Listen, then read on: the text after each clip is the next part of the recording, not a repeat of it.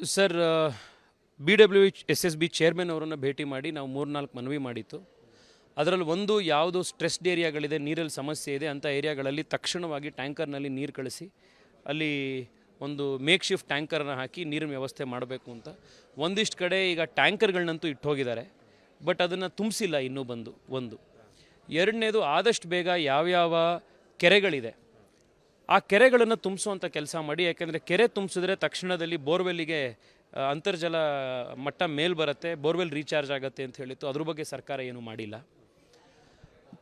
ಇನ್ನು ಇವತ್ತು ನಿನ್ನೆ ಶಿವರಾತ್ರಿ ಮುಗಿದಿದೆ, ಈಗಿನ್ನೂ ಬೇಸಿಗೆ ಶುರುವಾಗ್ತಾ ಇದೆ.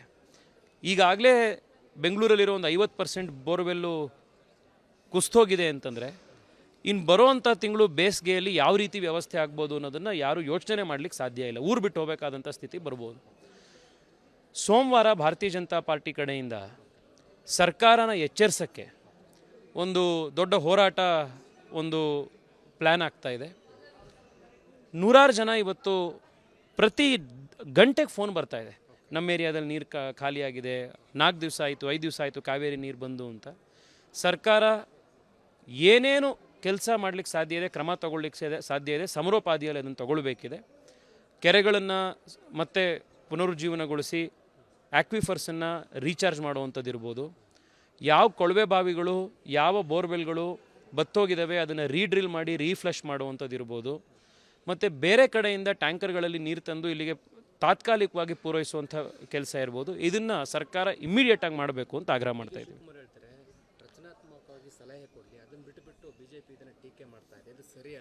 ಇದು ಯಾವುದು ರಚನಾತ್ಮಕ ಸಲಹೆ ಅಲ್ವಾ? ನಾವು ಕಾವೇರಿಗೆ ನೀರನ್ನು ತಮಿಳ್ನಾಡಿಗೆ ಬಿಡಬೇಕಾದ್ರೆ ಹೇಳಿದ್ವಿ.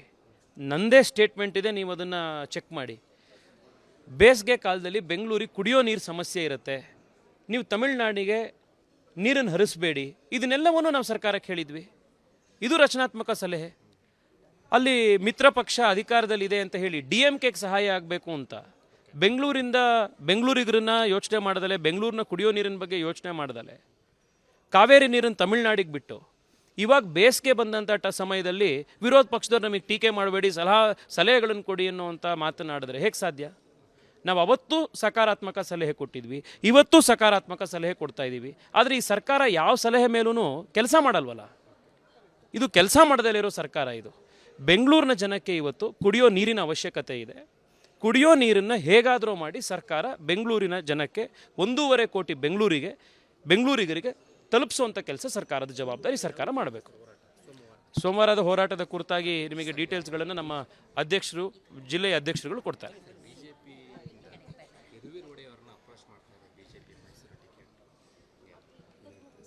ಸರ್, ಇದು ನಿಮ್ಮ ಮೀಡಿಯಾದಲ್ಲಿ ಬರ್ತಾ ಇರುವಂಥದ್ದು.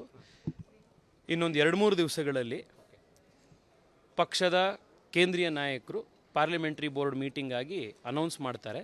ಸುಮ್ಮನೆ ಊಹಾಪೋಹಗಳಿಗೆ ಸರ್ ಪ್ರಬಲ ಮೈಸೂರಿನಲ್ಲಿ BJP ಈಗಾಗಲೇ ಇದೆ. ಅಲ್ಲಾಗಲೇ ಭಾರತೀಯ ಜನತಾ ಪಾರ್ಟಿ ಮತ್ತಷ್ಟು ಗಟ್ಟಿಯಾಗಿದೆ. ಆದ್ದರಿಂದ ಈ ಟಿವಿಯ ಊಹಾಪೋಹಗಳು ಚರ್ಚೆ ಅವಶ್ಯಕತೆ ಇಲ್ಲ. ಒಂದು 2 ದಿವಸ ಕಾಯಿರಿ, ಇನ್ನೊಂದು 24 ಗಂಟೆ ಕಾದ್ರೆ ಎಲ್ಲ ಕ್ಲಾರಿಟಿ ನಿಮಗೆ ಸಿಗುತ್ತೆ. ನಿಮಗೆ ಎಲ್ಲ ವಿಷಯಗಳಿಗೂ ಕ್ಲಾರಿಟಿ 10 ದಿವಸದಲ್ಲಿ, ಇನ್ನೊಂದು 2 ದಿವಸದಲ್ಲಿ ಸಿಗುತ್ತೆ. ದಯವಿಟ್ಟು ಇದರಲ್ಲಿ ಸರ್ ನಮಸ್ಕಾರ. ಮೇಡಮ್ ಒಂದು ನಿಮಿಷ.